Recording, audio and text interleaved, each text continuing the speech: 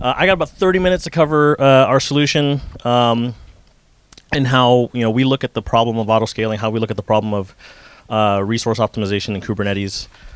So let's get it started. Okay, so for those of you that don't know, I work for a company called StormForge. StormForge was founded in 2016. Founded from a bunch of graduates from Harvard, PhDs in applied mathematics. That's where we get all of our, or that's where we started all of our machine learning expertise. And then we built a company around finding good practical solutions for implementing machine learning. And so as Kubernetes was coming onto the market, it's kind of standardized metrics formatting and the fact that cloud native is so I think full of various data streams, et cetera. It was a natural fit for us. And so we started in 2019 with an application called Optimize Pro, that we now call Optimize Pro, which just as a quick kind of, primer, plugs into a non-functional performance testing tool and then does rapid iteration for experimentation on how to tune an application, all of its various parameters, all of its various environment variables. And what we found in going to market with that tool, full transparency, is that not a lot of people have performance tests, not ones that they trust anyway.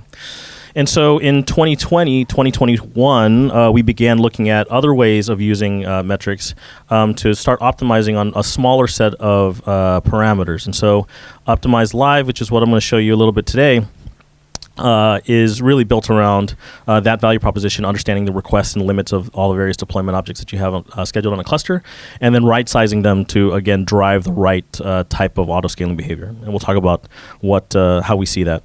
Okay. Real quick intro to me. Again, my name is Erwin Daria. So I'm visiting all the way from California. So it's been an amazing time. I was in Hamburg, Germany earlier this week, and then London, one of my favorite cities in the world. And it's been great. Thank you to the SREday team for having us.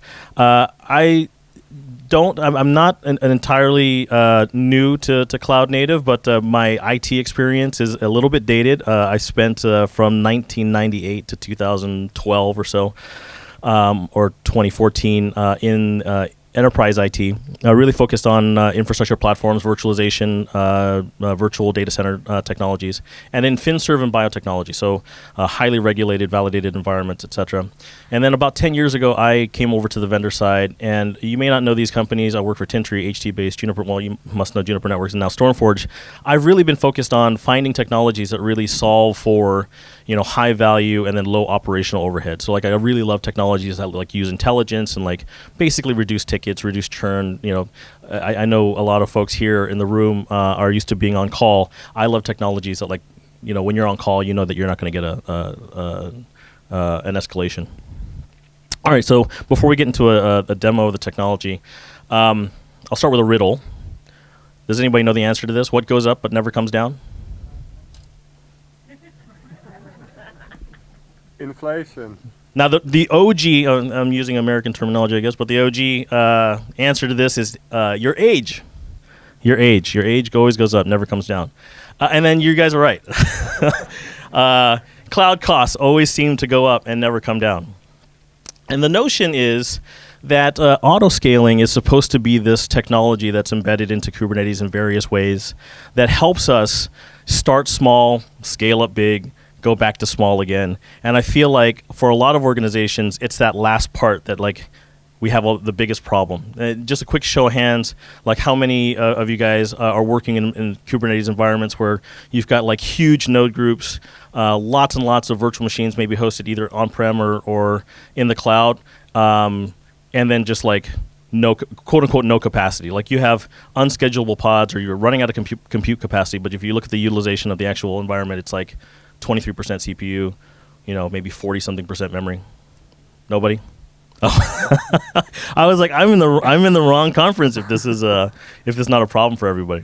So everybody knows this, but just for those of you, a quick kind of Autoscaler 100 review. Fundamentally, we have three main autoscaling technologies in Kubernetes. We've got the horizontal pod autoscaler. It does what it just shows you here on the screen. We've got the vertical pod autoscaler, which is something that not a lot of people use. Quick show of hands. Anybody use vertical pod autoscaler? Small. There's about 4 or 5 people in the audience that do it. And then you have the cluster autoscaler. The way that I like to describe this is that we have workload autoscaling. So this is like for all the objects that you schedule on the cluster. These are the apps, the container images, etc. And then you have infrastructure. Infrastructure is what you pay for, right? So infrastructure is either the compute that you pay for in your data centers, or it's the more commonly the virtual machines that you pay for in your cloud service provider. Now, I'm going to use an example of the #1 cultural export of the United States, Kim Kardashian. The vertical and horizontal resources that are consumed or reserved by your workloads, they influence the cluster autoscaler, right? And it only goes one way, right? Nobody says, oh, I need smaller virtual machines, and then somehow the applications get more efficient. That doesn't happen. Right? And so the key for us at StormForge, what we do in terms of helping our customers, is solve for this kind of dilemma on the left-hand side. Can we get applications that are either being scaled horizontally, which is really, really common? Can we scale them vertically and then help kind of reduce this influence of over-provisioning nodes in Kubernetes? Okay, so some of this stuff is very rudimentary, but I think it's important to kind of understand our viewpoint here. When we talk about autoscaling, what are we trying to do? We're trying to avoid one of these 2 scenarios, right? What we want to do is we want to either avoid the scenario in scenario 1 where we're like over-provisioning everything, right? And then we definitely want to avoid scenario 2 where we're under-provisioning everything. And for most customers, they choose the horizontal pod autoscaler. It's easier to implement. It's a little clearer how it works. I'll talk about how it doesn't necessarily work all that nicely with the VPA, especially at scale. If you implement an HPA with a suboptimal set of resource requests, you still get a lot of waste, right? And this is really what we're trying to avoid. And then you might think to yourself, well, this is awesome. I think Mikkel had raised his hand with the question around the VPA. You could implement a VPA for all of your applications that are supported by an HPA. But because out of the box they both scale on target CPU utilization, you could very easily find yourself in this thrashing cycle where you have one that's competing to keep the target utilization relatively low so it scales in time. And then you have another one that's trying to keep the utilization very high so it's reducing the number of requests. And so you get this really uneven behavior. And so what you'll find is a lot of folks that are using HPA and VPA will choose a custom or external metric for their HPA, and then they hope that everything gets scaled properly. Now, the problem is pretty big, the way that we see the problem, honestly. And here are some just real quick numbers that help support how we view the world and how we view this as a market opportunity. So the first number is 82. These are all survey results from I think something SysDig did earlier this year. 82% of organizations are implementing FinOps. So I only put that on there because I think FinOps is really just a symptom number one that or it's not a symptom, it's a reaction to a bunch of symptoms that tell finance that we're spending too much money in cloud. We don't know where it is, we don't know what's spending, we don't know what business units, application owners, or whatever. So we got to put a system in place. So we know that the cost problem is really, really big. The second one is 69 and 18. Again, this is from our friends at SysDig.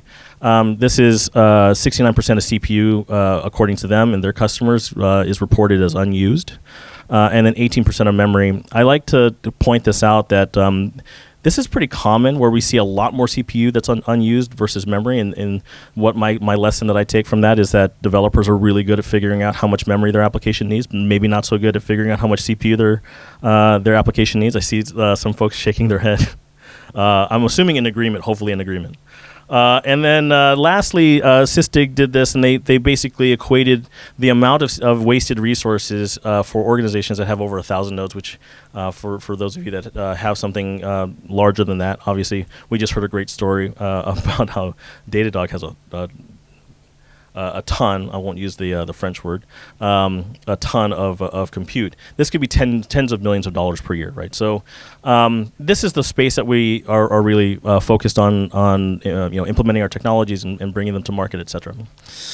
All right, so our question to ourselves and to our prospects is like, what if you could make the HPA work smarter, more efficiently? That means it still scales in the way that you want it to scale, but it does so with the appropriate vertical sizing for all the various pods that make up the replica set. And then try to do that without implementing a bunch of extra steps for engineers to have to like look at dashboards, figure out what's going on, make manual changes, et cetera, et cetera. So that is the space in which StormForge exists. And so that's that product that I talked about earlier. It's the one that I'm showing outside in my little staging area, Optimize Live. So.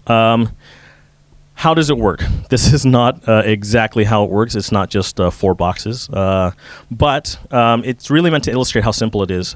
And we can go into details. Again, I'll be out there all day. We can go into deeper dive demos, etc. If you guys have any questions. I got to keep it kind of short and sweet just because of the time that we have. But effectively, what we do is we install a deployment. It's a simple deployment. It's not a daemon set. It's just a pod with 2 containers in it. The containers effectively scrape metrics and then send them to our cloud. We do 15-second samples for every workload that we discover on a cluster. And then the machine learning is just set to basically right-size pods using historical usage. So what we do is we scan the environment, we start scraping for metrics, we start learning what the usage patterns are for all of the various workloads that are in your cluster. Within an hour, we begin making preliminary recommendations, and within 7 days, the machine learning has confidence that it understands sufficiently enough what the workload patterns look like on a continuous basis that it can make recommendations for you to patch every hour, every day, whatever that might be. And then once those recommendations are made, we make them available a number of different ways. I don't know if I have a slide for this, but basically we have an API that you can query that will give you the objects in YAML or JSON format. So if you have a pipeline that you want to use, you want to check in a patch for that, we provide the mechanism for doing that. What's actually more common and becoming increasingly more so is that customers will use a feature that we have built into the product called auto apply. And what they'll do is they'll stage all of their recommendations for our agent to actually download and then apply to the cluster directly. Lots of conversations around how we handle that in terms of a GitOps framework. More than happy to answer that, but that is a choice that customers make, and it's actually quite pleasing to us that they make it because they trust our. It shows that they trust our product. It shows that they trust the recommendations that are coming out of it, and they trust that the patches can be applied in a way that helps them realize some of those savings. So I'm going to do a real quick demo, maybe just 5 minutes or so, but. Basically, when you install our agent and you have a tenant, and then just real quick point, if you guys go to stormforge.io, you can sign up for a free trial. It's a 30-day free trial. It's for one cluster, and then we don't care how big the cluster is. I'm not supposed to say that to anybody because our product team and our engineering teams probably don't want like us ingesting billions and billions of time series if you just happen to have like a huge cluster. But I don't care. You guys are cool. So I figure I'll give you guys a little tip there. When you install the agent, it automatically scans everything. So you don't have to inform the agent of anything. You can filter out certain things. You can filter out namespaces, label selectors, whatever that might be if you don't want to optimize for whatever reason. The other point that I'd like to make is optimizations without, like if you just scanned your entire cluster, the recommendations that come in are it's just built off of read-only data. So when you get an optimization, a recommendation, you don't have to implement it at all. And then we have a different set of RBAC for implementing. So you can control them separately. You can have read-only RBAC so that you can get recommendations for everything, but you can separately have a different set of roles for actually applying them.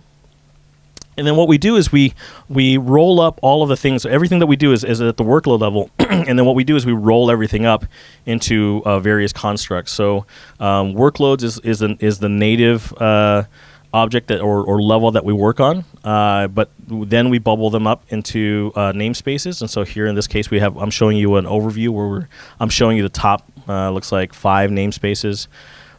The top 5 is not in terms of like savings or anything. It's really in terms of impact. And how we define impact is what are the biggest changes up and down. So there's going to be a lot of environments where you have a whole bunch of over provisioning, and you're going to see a pretty large green numbers. It means that we can actually cut out CPU and memory requests for that namespace.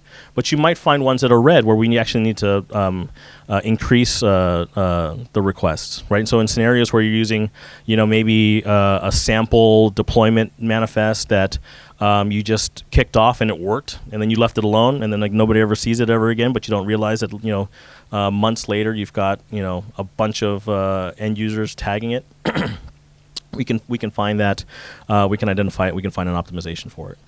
And then lastly, we look at clusters, and we present clusters at the very top because when it comes to decision making, we understand that our customers don't have all the bandwidth to go and say, okay, I'm going to give you a tool, and then it's just going to be a huge table of stuff, and then you get to figure out, like, choose your own adventure around like what you want to optimize.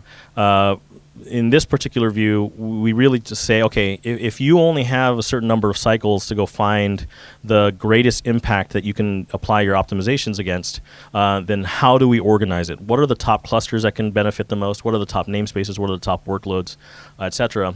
And then we show kind of an overview of kind of what the total environment might look like. So you can imagine in this particular case, we might have dozens and dozens of clusters, and then all of this stuff is built in our SaaS, right? So the agent is the only thing that runs in your cluster, and then everything else is in our SaaS, and our SaaS is transparently built on AWS. So we're able to support like really large organizations, optimizing tens of thousands of cores, potentially hundreds of thousands of cores and hundreds of thousands of workloads, et cetera. All right, what does it look like? Like, what does a recommendation actually look like? So I'm going to skip over a lot, but if you have any questions, again, I'll be outside and we can go deeper into this. But basically, an optimization is basically just an analysis, and then, okay, based on what I've seen, based on what our machine learning seen, not me. It's not just me behind the scenes looking at charts. I promise it's a real product. Where should we set the requests and limits in order to sustain the usage that we've seen? And so can we save resources, or in some cases, do we need to upscale? In this case, I have a front end. It's got a bunch of synthetic load running against it, and you can kind of see this little like hokey like sine wave pattern. And in this particular case, this workload has an HPA, and so this darker blue line is what the current requests are.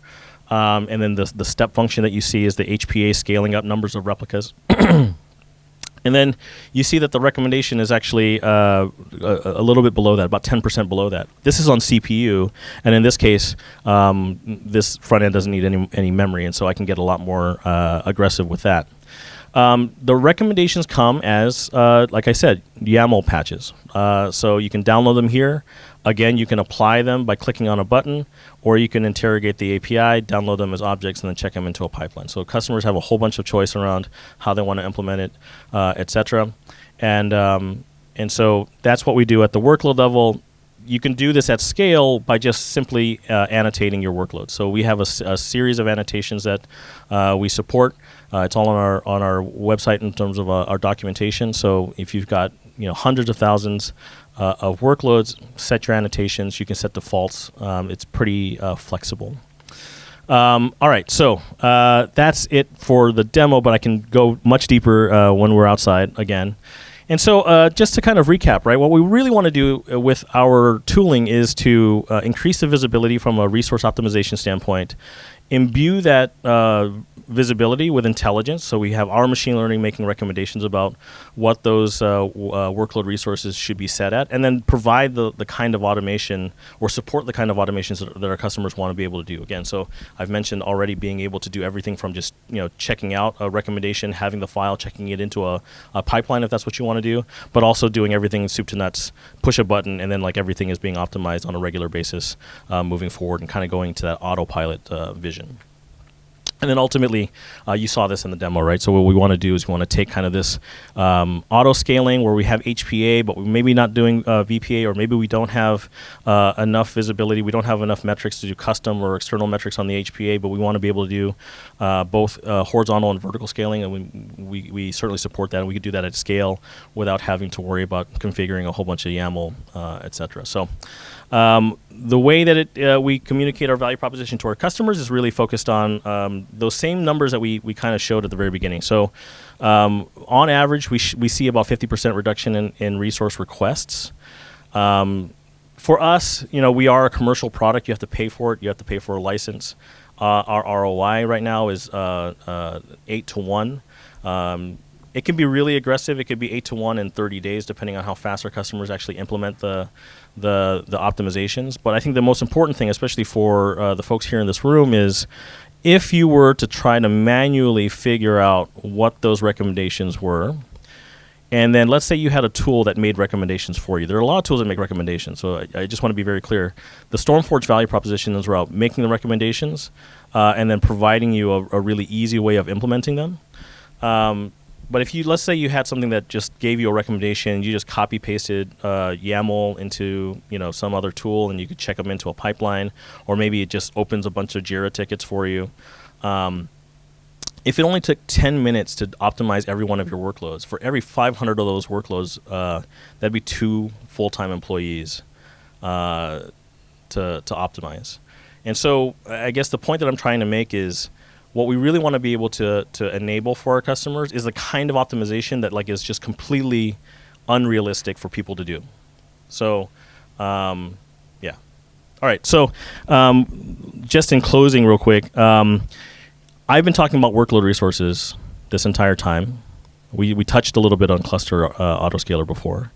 And we know that infrastructure is where you pay for your actual infrastructure. You pay for the virtual machines, right? You don't pay for pods unless you're using GKE Autopilot or something. Well, this is how we go to market with our partner AWS. Our software can be deployed in any Kubernetes cluster, but when we go to market with AWS, we generally will look at something like this, where you have StormForge running to optimize the pods. As those pod requests are optimized, it makes the carpenter, in this case, is making better decisions about what instance types to add to the cluster.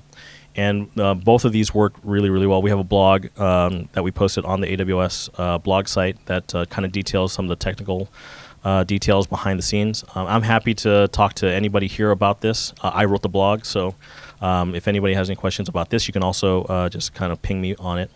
And then lastly, just to kind of recap, right? StormForge, again, is founded on this idea that machine learning can kind of tease out data or insights that you wouldn't ordinarily be able to get, especially at scale. We want all the pods to be super right-sized, and then we want the HPA to be compatible with all those things. So for anybody that's got a bunch of heartburn around implementing VPA with HPA, we want you to look at our tool. And then again, we want to focus on our customers really spending time on building their platforms, building all of the rigging that kind of keeps these cloud-native environments running and sustainable. So with that, I think I hit my time. But if anybody has any questions, please feel free to speak up. We got Diana.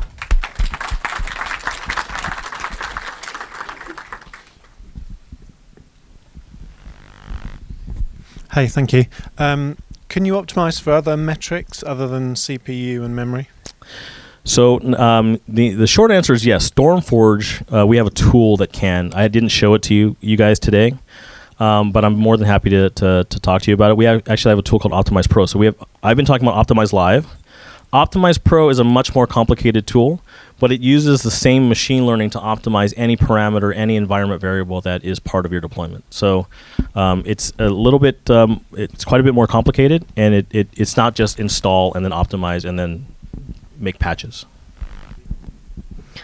Thank you for the presentation, really interesting and cool. I just wanted to ask you, sorry if I missed it, you're right now just partnering with AWS. Do you have any ideas or any future plans for Google Cloud or Azure? So that's a loaded question from my view, but I just recap. I am the director of partners and alliances at StormForge, so I work with these cloud providers all the time.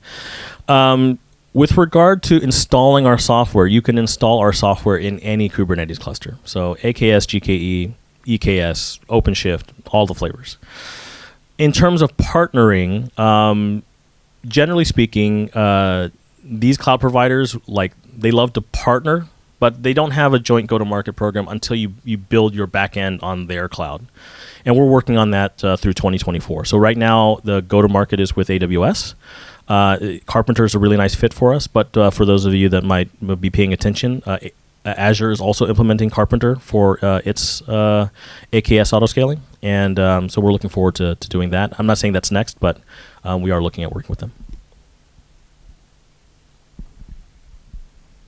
Going once.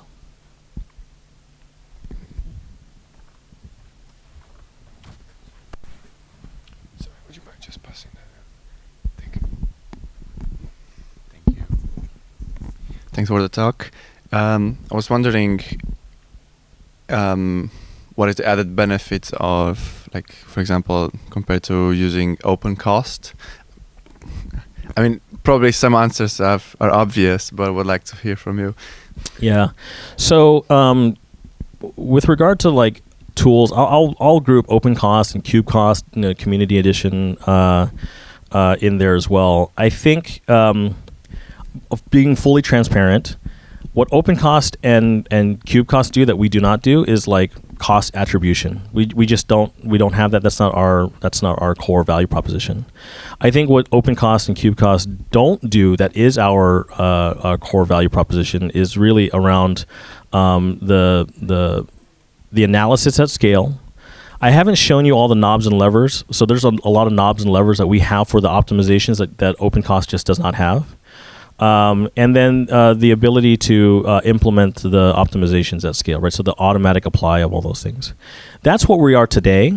We are fundamentally a machine learning company, and as we continue to get more data, I think the in terms of roadmap, that doesn't help your question or answer your question right this second. But in terms of roadmap, I think it gives us a lot more opportunity to do optimizations beyond just resource requests for the deployments. Maybe even doing things like optimizing placement on specific workloads on specific instance types because we know that they'll perform better, etc. Thanks. Thanks. How much data do you retain?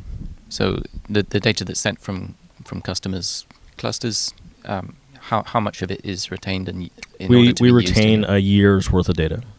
Okay.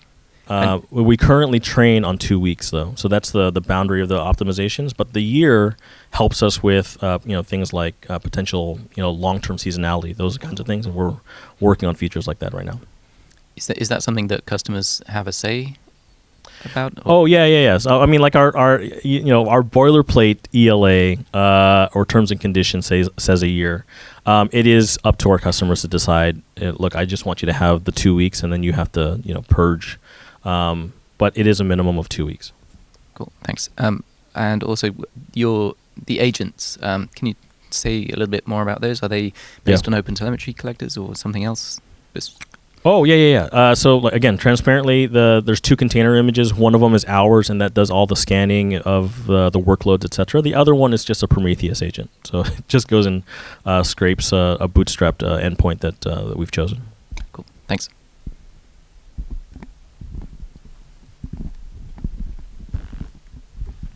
Okay, one more. I like this. This is a lively audience. We should get it in the morning with all the coffee from now on. I'm going to make a request next time.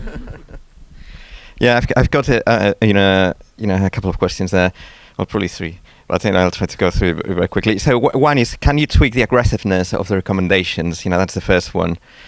The other one is, savings are always balanced by performance. So how do you gauge performance? And the last one is there any part of the system that can respond in real time, or is it, recommendation based, mainly? So obviously you implement what's been recommended. Yeah. So I don't know if I caught all those questions. The first one was, can you tune the aggressiveness of the machine learning? And the answer is yes. You can tune a lot of different things about the machine learning. So let me just recap here. What I'm showing you here is actually the memory and CPU optimization goal. You can make it like basically from when it says savings, that's the most aggressive, and when it says reliability, it's the least aggressive. It's not a number. It's a factor of standard deviation. It's something that the machine learning learns on its own and then figures out what is like standard deviation. It's 1 standard deviation for savings, it's 2 for balance, and it's 3 for reliability. And then I forgot the second question.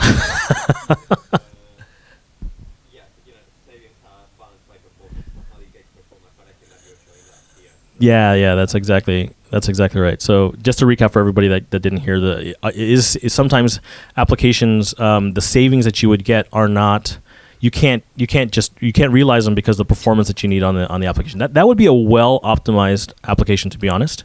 And then the recommendations would be very, very light for that. And I would say if that's the case, then you've done a really great job where the application is just sized properly from the very beginning. And then lastly, just I think the last one. What was the last question? Yes, is anything automated in this system, or is all recommendation based? I don't know if I'm going to answer your question properly, but everything is based on recommendations. But one thing, I don't know if this is what you were asking. One thing is the applier, the autopilot thing that I described. It does have a safety feature. So like when you apply a recommendation, and if the pod never comes up, it'll roll back to the last known good configuration. And then I don't know if that really answers your question. I think you were thinking of like, can the system react instantaneously to some change in traffic or something? Yeah.